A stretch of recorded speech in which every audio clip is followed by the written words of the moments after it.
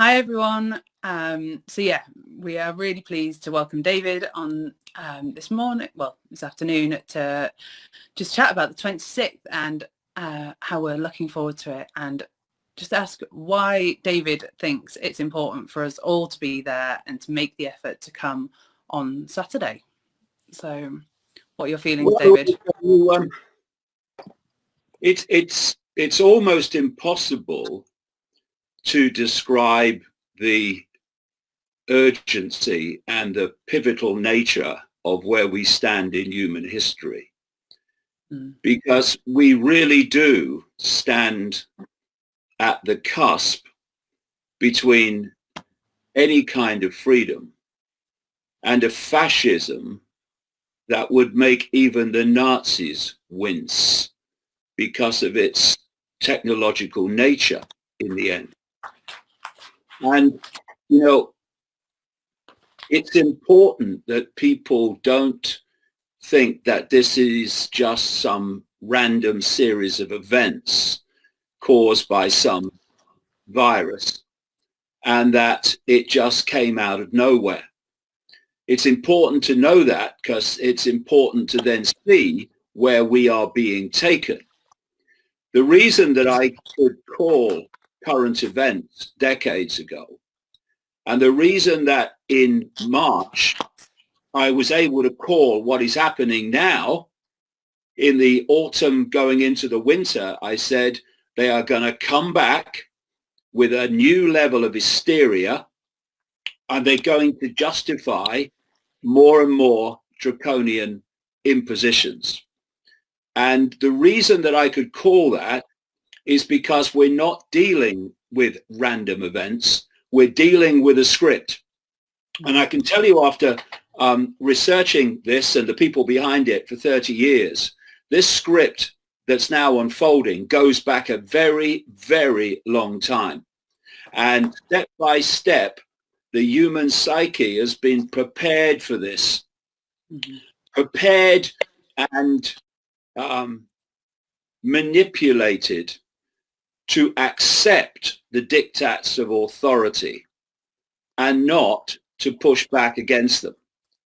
And what we're seeing with these rallies in Trafalgar Square are those that are not willing to concede their self-respect to a bunch of psychopaths and buffoons, because that's basically the combination we're dealing with. But they have the self-respect to say, I'm in control of my life, thank you very much, and I'm not handing it over to a few people in dark suits controlled from the shadows by psychopaths that are actually driving this. And why I say we're at a pivotal point in history is because after all these decades of research, I know where this is meant to go. And if people think it's bad now, well, let's do nothing and then just watch what happens. So it's absolutely vital that as many people as possible, for their children and grandchildren's sake, if not their own, and it is their own because these are current events, not sometime over the rainbow, it's absolutely vital that as many people as possible turn up in Trafalgar Square on Saturday at 12 o'clock, because it makes, the more there are, a massive statement that there is an awakening going on. People are starting to see that the world's not like they thought it was, and the powers behind it are not those that they thought they were. And the more that people can see the numbers, the more we're going to gather a momentum. 35,000 people last time I spoke in Trafalgar Square. We want to get more and more and more than that, because the bigger the number of people that turn up, the bigger the statement it's going to make. We're not having it.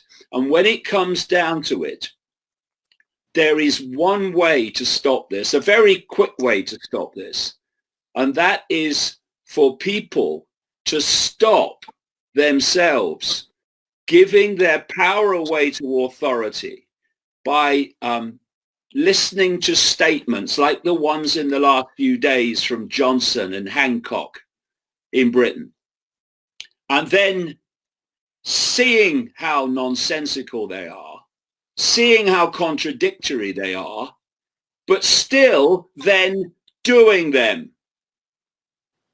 Yeah. What kind of self-respect can survive obeying what you can see is nonsense? So come on, people.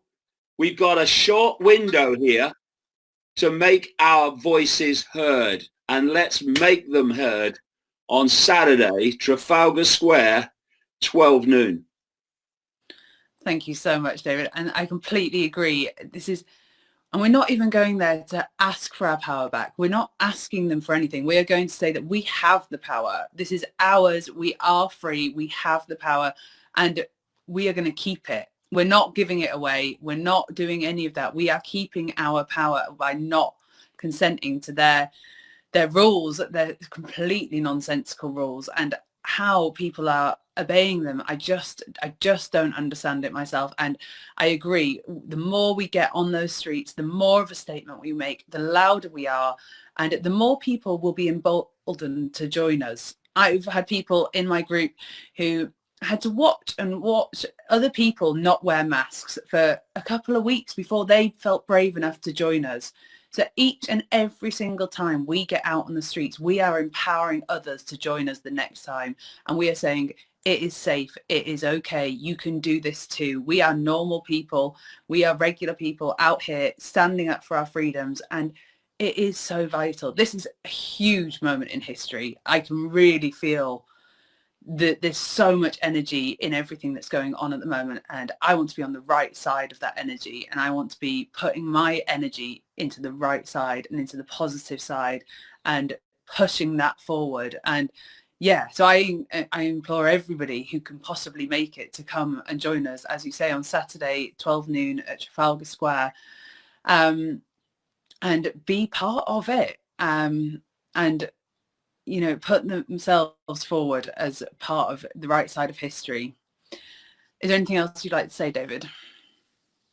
Well, yeah, I would emphasize what you said about freedom. Authority doesn't give us our freedom. We are free. We make the choice, however, to give that freedom away, to give the illusion that it's given to us by authority, because we give it to authority by acquiescing to whatever authority tells us to do, no matter how ludicrous it is, and no matter even the consequences for the health of ourselves and our children, as in the cumulative effects of wearing masks, which is going to cause a big increase in respiratory illness, which they're going to call COVID-19. We are at this pivotal point in history. We go on as we are, then we'll have technologically imposed fascism of a scale that we could hardly comprehend.